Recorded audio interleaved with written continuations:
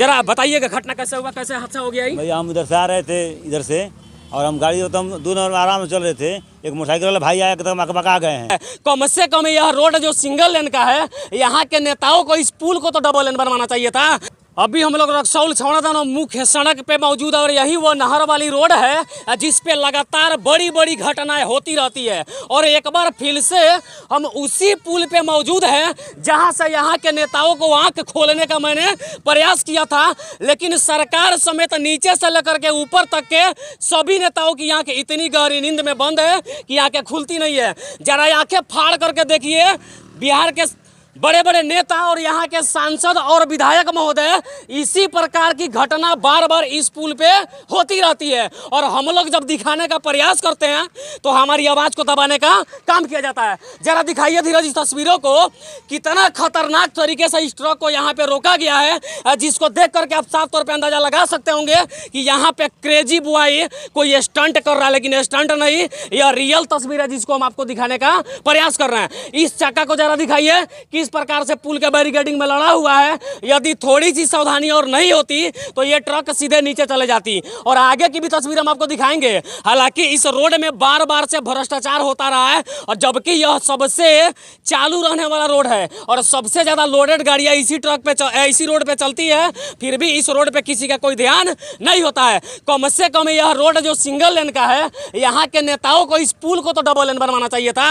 लेकिन जब जब हम दिखाने का काम करते हैं तो सभी लोग हमारी आवाज को दबाने का काम करते हैं। रोड सिग्नल है, चलेगा, सिंगल रोड से चलेगा, इसलिए चलेगा कि आगे पेड़ लगी हुई है। तो हम ये नहीं कहते हैं कि पर्यावरण को संतुलित करने के लिए इन सभी पेड़ों को काट दिया जाए, लेकिन हम तो ये लगातार करते रहते हैं कि कम से कम महाराज इस पुलवा को तो डबल लेन बना दीजिए। बताइए यदि इस प्रकार के यहाँ पे घटना होते रहता है। आगे दिखाइए जरा धीरज, यहीं से हम लोग खड़ा होकर के वीडियो पिछले दिन भी बनाए थे और सामने पुल टूटा हुआ है। यदि किसी प्रकार का कोई भी व्यक्ति लगातार इस पुल में घटना होते रहता है, जब लोग मरते हैं ना, तो नेता लोग अपना टीआरपी बढ़ाने के लिए 4 लाख का चेक लेकर के परिवार वालों से मिलने के लिए फटाक से आ जाते हैं, लेकिन इस पुल को बेहतर तरीके से बनाने का प्रयास नहीं किया जाता है। अभी कुछ दिन पहले की बात है, इसी पुल में बारात की गाड़ी कूद गई थी, और जरा सोचिए उस समय क्या हादसा यहाँ पे हुआ होगा।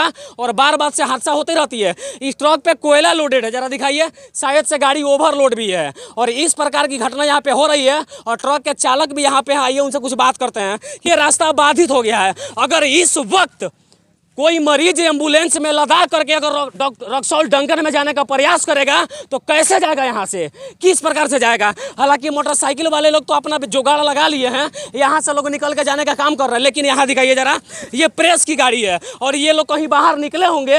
अब इनका जो भी मीटिंग और कार्यक्रम होगा वो तो छूटेगा। हालांकि इसके लिए दोषी कौन है? दोषी यहाँ का सांसद है, जो इस बात पर ध्यान देने का काम नहीं करते हैं। यहाँ पे ट्रक का ड्राइवर है, उनसे हम बात करते हैं। जरा बताइएगा घटना कैसे हुआ, कैसे हादसा हो गया? भैया हम इधर से आ रहे थे इधर से, और हम गाड़ी तो हम 2 नंबर में आराम से चल रहे थे।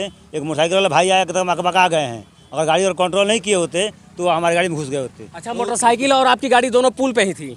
नहीं, हम तो पुल पे चढ़ गए थे, उधर तो वो आया था, उसका बैलेंस अनबैलेंस हो गया मोटरसाइकिल का। अच्छा। तो हम गाड़ी कंट्रोल किए हैं, उसको बचाने के चक्कर में हमारा गाड़ी। अच्छा, क्या लगता है यदि आप कंट्रोल गाड़ी को नहीं करते तो आपके साथ क्या होता है, ये बताइए। हमारी भी गाड़ी पलट से वो मर जाता और कंट्रोल नहीं कर पाते, बड़ी घटना हो जाती है। बड़ी घटना हो जाती है, लेकिन होते होते बच गई। कहीं ना कहीं भगवान को इनकी उम्र मंजूर थी, इसलिए ये बच गए। लेकिन जरा आंख खोल करके देखिए, बेतिया के सांसद महोदय, केवल कुर्सी पे चिपक के बैठने से क्षेत्र का विकास नहीं होता है। इस वक्त यहाँ से एम्बुलेंस कैसे गुजरेगी, मेरे सवाल का जवाब दीजिए। और जब हम लोग सवाल पूछने जाते हैं तो हम लोग के ऊपर झूठा आरोप लगता है कि पत्रकार धमकाता है, डराता है और नेता से जबरदस्ती बात करता है। तो वोट जब हम देंगे, हम इसी संसदीय क्षेत्र के हैं, वोटवा जब आपको देंगे तो रेलैया किसका करेंगे, आप ही का ना करेंगे।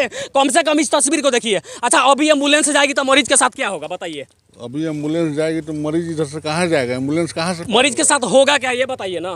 मरीज के साथ क्या होगा? आप मरीज वही होगा जो किसी ने सोचा नहीं होगा, यही बात है ना। हो सकता है कि मरीज की यहाँ पे मौत भी हो सकती है, और अभी तक यहाँ पे देखने सुनने वाला कोई नहीं है। और सबसे बड़ी बात तो यह है कि यहाँ पे एक गाड़ी फंसी, पीछे और गाड़ी फंसेगी, और देखना है कि देर दिन तक कितना बजे तक यह यहाँ पे लगी रहती है और कब तक इस ट्रक को हटाया जाता है। यह बहुत बड़ी देखने वाली बात होगी।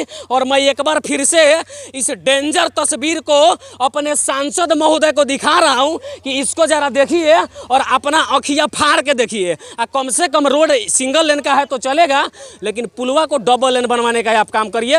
यही हम गुजारिश अपने सांसद महोदय से कहते हैं, ताकि इस प्रकार से लोग यहाँ पे मरे नहीं। जरा एक और चीज़ दिखा देते हैं आपको। अभी यह रोड बना और इस पुल का रिपेयरिंग हुआ है। जरा देखिए किस प्रकार से रिपेयरिंग किया गया है कि केवल गाड़ी सटती है तो बैरिकेडिंग टूट जाती है। और यदि यह चक्का, यदि ड्राइवर संतुलन बना करके गाड़ी को नहीं रोकते तो कहीं ना कहीं पूरा का पूरा ट्रक इस पुल के नीचे गिर जाता, और नीचे गिरने के बाद यहाँ जो भी व्यक्ति इसके चपेट में आता उसकी 100% मौत हो जाती। यही सच्चाई यहाँ से दिखा रहे हैं। आगे क्या अपडेट आती है उसको भी बताने का हम प्रयास करेंगे। आगे की और अपडेट के लिए आप देखते रहिए पुजारी मीडिया नेटवर्क। तब तक के लिए भ्रष्टाचार के भेंट के पुल चढ़े हुए छावड़ा दानो रक्सौल मुख्य सड़क से मैं संजीत कुशवाहा, जय हिंद।